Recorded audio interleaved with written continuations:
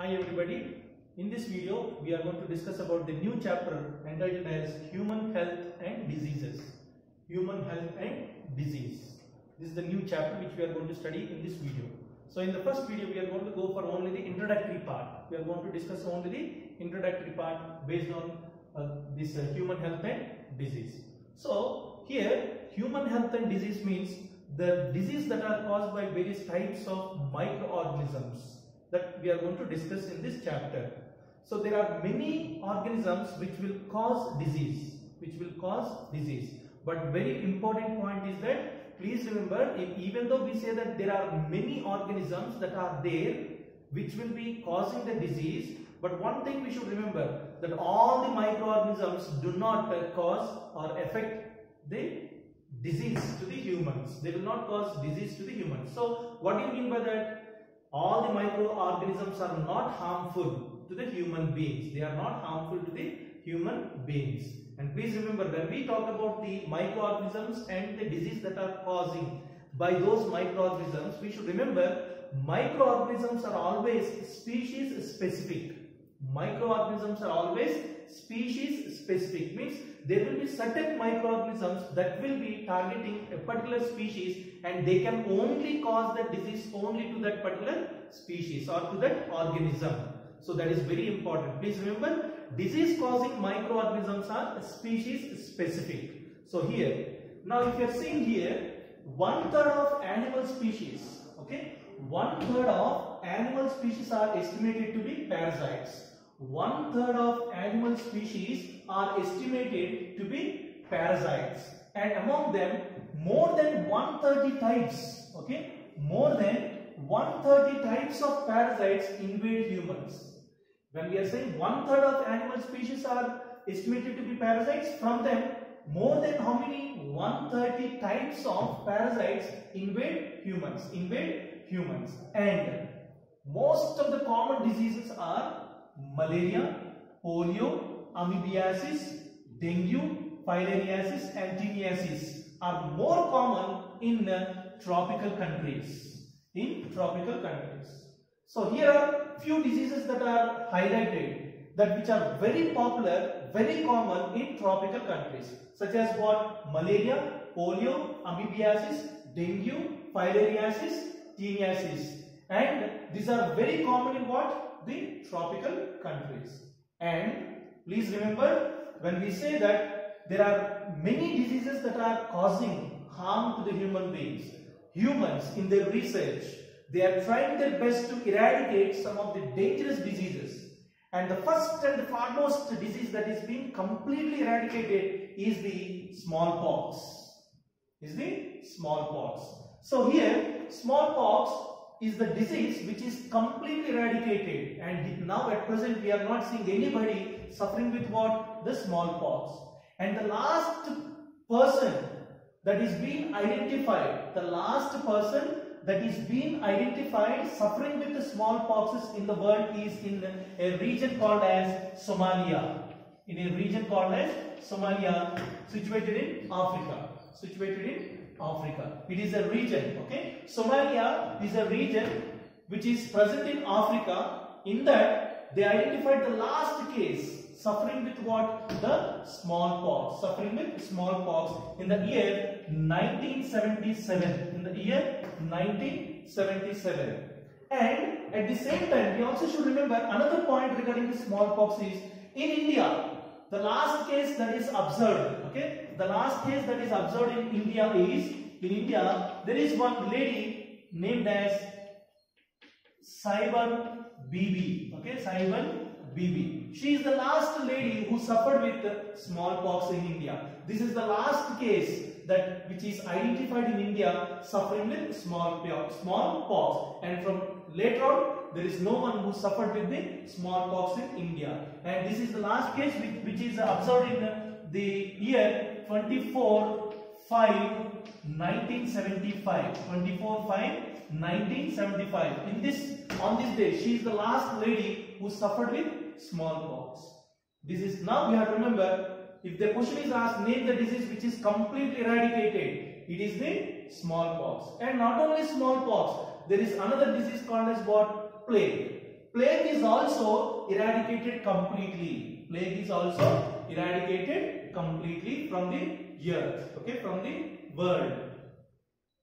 And the person who played a crucial role in eradicating the smallpox is Donald Hopkins. Okay, Donald Hopkins. Okay, Donald Hopkins played a crucial role in eradicating the smallpox in the year 1941. In the year 1941, Donald Hopkins played a crucial role to eradicate the smallpox. So this is the first disease that is through medical science they could able to eradicate the disease called as smallpox from the world. Okay, so this is important for all of us. Now, keeping this information, if you are seeing now, all the organisms which are causing the disease will be called as parasites. All the organisms which are causing the disease will be called as what? Parasites. Now here, what do you mean by the parasite? An organism which depends upon another organism for its food and shelter, and at the same time it harms that organism on which it is depending upon. An organism which destroys another organism for what purpose? For its food and shelter. For its food and shelter. That will be called as what? Parasite. So here we are going to discuss now about the parasitism and parasitic adaptations. Parasitism and parasitic adaptations. So first we will discuss about the parasitism. As I said that there is one organism. Whenever we are saying that it is an organism, we go for microbes. Microbes will be infecting the other organisms. So other organism, here we are going to discuss saying as the humans. So here the organism which is attacking the humans can be called as what now? The parasite. Okay, it is the parasite we call it as. It is called as the parasite. So parasite, okay, we can call the parasite as the gainer, means it will be gaining. Okay, it is gaining the benefits from the host. So here host will be the loser. Host is losing its food material, or it will be affected by the parasite. So here parasite is attacking what now? The host. Parasite is attacking the host. So parasite is benefited, whereas the host is losing, or it will be destroyed. Host will be destroyed. So here we have to remember, parasite is the gainer, host is the loser. So here, in a broad sense, based upon the presence of these parasites in the body or their location where they survive, we can group the parasites into various types of parasites. When we talk about the types of parasites, we can group them into three different types: ectoparasites, endoparasites, and hyperparasites. Ectoparasites, endoparasites, and hyperparasites. So into these three, we can group all the microbes. We can group all the organisms, or let us say parasites. Okay, we can group the parasites instead of saying always using the word microbes. Okay, so now we can group the parasites into three types: ectoparasites, endoparasites, and hyperparasites. Now, what do you mean by ectoparasites? Ecto means the parasites which live on the surface of the host body. On the surface of the host body, they will be surviving, they will be living. So here you have to remember, when the parasite, okay, lives, okay, when the parasite lives on host body, okay, on host body, we are calling it as what? Ectoparasites. Means it is outside the body. In simple, we can say when the parasite is present on outside the body of the host, we call them as what? Ectoparasites. We are calling them as ectoparasites. So here we have highlighted simple examples like the head lice, okay, head lice, itch mites which are present on the humans. Head lice and itch mites are humans. They are on humans, and these two are what now? They are ectoparasites. Means what? They live on the surface of the host body. And if you are looking at the ticks are also parasites which are there on the surface of the body, it is on the surface of the dogs. On the surface of the body of the dogs, we can see the ticks growing. So these are called as what? Ectoparasites. So if they are present, living on the host body on the outside, okay, lives on host body, on the surface of the host body, we are calling them as ectoparasites. And now the next one is endoparasites. Endoparasites. The term itself tells us endo means what? Inside. When a parasite is present inside the body of the host, when the parasite is present inside the body of the host, okay, inside the body of the host, we call it as what? We call it as the endoparasite. We are calling it as endoparasites. So any parasite, if it is living inside the body of the host, we call them as what? Endoparasites. And here, inside the body means exact location we should know, and these terms are very important for your objective part. Very important for your objective part. So here, endoparasites. Endoparasites again can be grouped into three types: cytozoic, histozoic and coelozoic. One is cytozoic, second one is histozoic, and the third one is coelozoic. These are the three different types which comes under what? Endoparasites. Now, cytozoic, okay, here under endoparasites, we are talking about three different types of parasites based upon their location inside the body. Cytozoic, otherwise can also be called as what? Intracellular parasites. Intracellular parasites means what?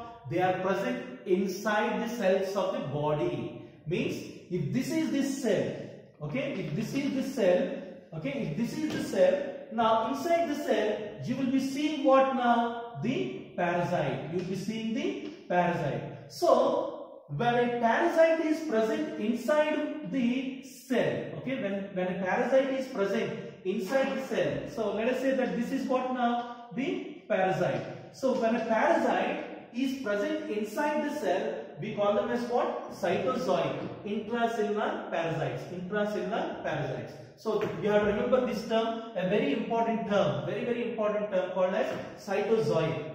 When the parasite is present inside the cell, we are calling it as cytozoic, otherwise intracellular parasites. Best examples are Plasmodium vivax in man, Plasmodium vivax in man, and Nosema in Spherospora. These are the two organisms which will be present inside the cells. So when they are present inside the cells, we are using cytozoic. And the next one is under the endoparasites. Under the endoparasites, the second one is histozoic. It is also called as what? Intercellular parasites. Intercellular means what? In between the cells. So suppose if this is one cell and here is another cell, when a parasite is present in between the cells or in between the tissues or organs, we call it as what? Histozoic. When a parasite is present in between the cells of a tissue, or organ, we call it as what? Histozoic. Please remember this, okay? When a parasite is present in between the cells of a tissue or organs, we are calling it as what? Histozoic. Otherwise called as what? Intercellular parasites. And here the best examples are what? The Walkeridia bancrofti is one parasite, and Entamoeba histolica. These are the two which will be present as what? Histozoic. Means what? They are present in between the cells of a tissue or organs. And the last one is the Cenozoic parasites. Very interesting to know about this is that they are present in the cavities, in the lumen. They are present in the cavities of the cells or tissues or organs. In the cavities of the organs they are present. So here, if you see Cenozoic parasites, we should remember that when they are present in the cavities of the host, okay, Cenozoic means what? When they are present in the cavities of host. Okay, when they are present in the cavities of the host, we are calling it as coelozoic parasites. And these, okay, the best example is given here as what? Ascaris. You know, when they are present in the cavities of the host means one cavity we can take is that alimentary canal. Okay, we can take one best example is alimentary canal. So when these organisms are present, in the alimentary canal, which is like a cavity in the host, we call them as enterozoic. Please remember, it's an important word, enterozoic. Okay, enterozoic, a very important word. Okay, enterozoic means what? When a particular parasite is present in the alimentary canal, we are calling them as enterozoic. So here what we are saying, any organism when it is present in the cavities of the host, we are calling them as what? Coelozoic parasites. Third one is hyperparasites. Okay, hyperparasites. What do you mean by hyperparasites? They live on other parasites. Okay, live on other parasites. Okay, live on other parasites. Okay, live on other parasites. Such are called as what? Hyperparasites. Okay, hyperparasites. So hyperparasites means those parasites which live on other parasites are called as hyperparasites. The best example is Nosema notabilis, which lives in what? Spherospora polymorpha. We already came across this.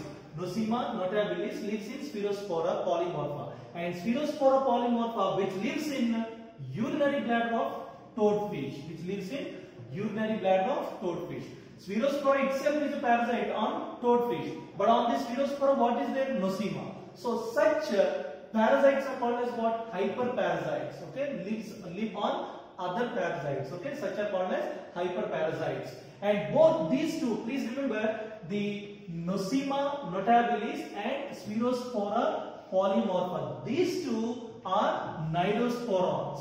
Okay, these two are cnidosporans, 1 and 2. Okay, what are those 1 and 2? Nosema notabilis and Spherospora, both are what? Cnidosporans. Okay, cnidosporans. And here, if you look at the Ascaris, okay, we already came across these disease causing microbes also, Ascaris. Okay, these organisms or parasites also. These parasites, Ascaris, if you are looking at, this can be enterozoic and coelozoic. Very, very important to note. Okay, very, very important to note. Please remember that Ascaris will be coming under enterozoic and also coelozoic. And Antamoeba is also known for as enterozoic and histozoic. So you have to remember these two, Ascaris and Antamoeba. Which will be as Ascaris as enterozoic and coelozoic, and Antamoeba as enterozoic and histozoic. Now we have to be very careful with these terms, as we are going to come across these terms repeatedly in the next part of our chapter. Okay, monogenic parasite. Monogenic parasite means what? It requires only one organism to complete its life cycle. Please remember that. Monogenic means it requires only one organism to complete its life cycle. So here Antamoeba and Ascaris, they complete their life cycle within one organism. So if they require only one organism to complete their life cycle, they are called as what? Monogenic parasites. Okay, and just the opposite to that, digenetic parasites. Digenetic parasites means what? These are the parasites which requires two organisms to complete their life cycle. Two organisms to complete their life cycle are called as digenetic parasites. So the best examples for digenetic parasites are Plasmodium. Okay, best examples we can remember them as what? Plasmodium. Okay, and Walkeridia. Okay, and Walkeridia requires two or more organisms to complete their life cycle. So digenetic means what? When a parasite requires two organisms or more to complete its life cycle, such parasites are called as digenetic parasites. Here examples are what? Plasmodium and Walkeridia. So you have to remember the examples: Plasmodium and Walkeridia. Plasmodium and Walkeridia, okay, are the two best examples for what? Digenetic parasites, okay, digenetic parasites. And these parasites are they present in what? The host we said. They are present in the host we said. So here we are going to now look at the types of hosts. Types of hosts. Okay, types of hosts. Primary host or definitive host. Primary host or definitive host.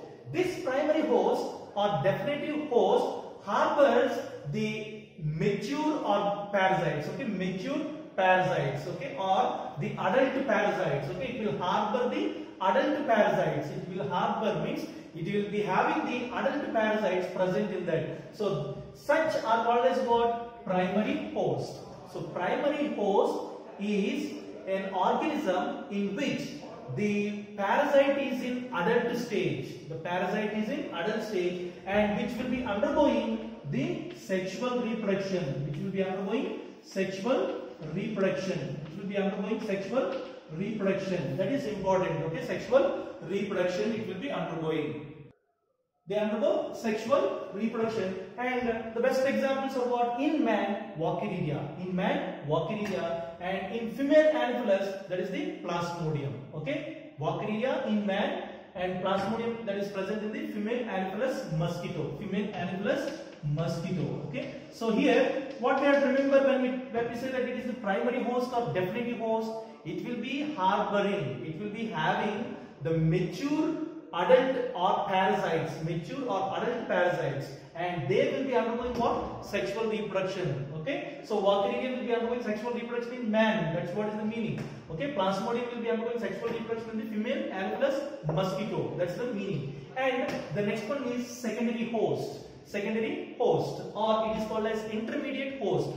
This will be harboring the young ones, immature parasites. Okay, it will be having the immature parasites present, and in the secondary or intermediate host, whenever you are coming across this, you also should remember that it will be undergoing asexual reproduction. It will be undergoing asexual reproduction. Okay, it will be undergoing asexual reproduction. That's what is important here when we talk about the secondary or intermediate host. And best examples are what? Man for Plasmodium. Man for Plasmodium means Plasmodium will be undergoing asexual reproduction and it is having the immature parasites present in the man. In the same way, Culex mosquito we say, female Culex mosquito. This is the mosquito, female Culex mosquito, which is responsible for what? The carrying the Walkeridia bancrofti. Okay, Walkeridia bancrofti in immature stages. Immature parasite of Walkeridia bancrofti will be present in the female Culex mosquito. And in the secondary or intermediate host, what we are saying? Asexual reproduction will be taking place. Asexual reproduction will be taking place. So here we came across two hosts, primary host and secondary host. Primary host and secondary host. And the third one we are going to discuss. Next one is reservoir host. Okay, reservoir host. So here reservoir host means it will be lodging the infective stages of the parasite. Okay, it lodges infective stages of parasite. Infective stages. Okay, stage of a parasite. Infective stage of a parasite. Infective stage of a parasite when there is no host like human. When there is no host like human, then there are some organisms. There are some organisms in which the infective stages or infective stage of a parasite will be residing. It will be present in that particular organism. When it will be there? When there is no host. And during such case, in such situations, there will be no development. Okay, there will be no development of that particular parasite. There will be no development of the parasite. No development of parasite.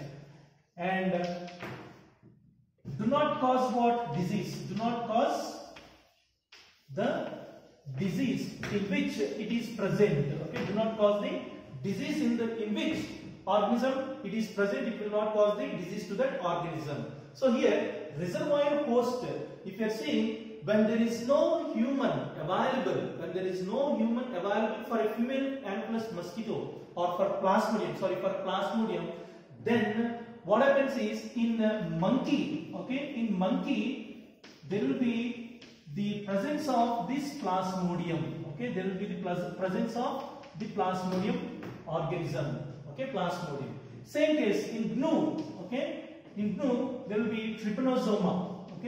Trypanosoma. So these two parasites are in which stage? Infective stage. These two parasites are in infective stage. They cannot cause the disease to what? Monkey or GNU. They cannot cause the disease to the monkey or GNU. But they can be there present, without any development. And as we said, they do not cause the disease to the monkey or GNU until and unless the host is present. So these two, monkey and GNU, are behaving as what? The reservoir, where they reside, where they are present, and they do not cause the disease. So such these two, in such cases, monkey and GNU will be called as what? Reservoir hosts. And these are lodging the infective stages of the Plasmodium and Trypanosoma. So this is about what? The reservoir of host.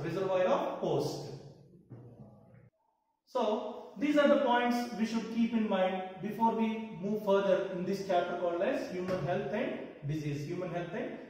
We are going to discuss about what are the adaptations that will be seen by these parasites, and also what are behaving as the vectors, carriers of these parasites. We are going to discuss in the next video. Thank you so much.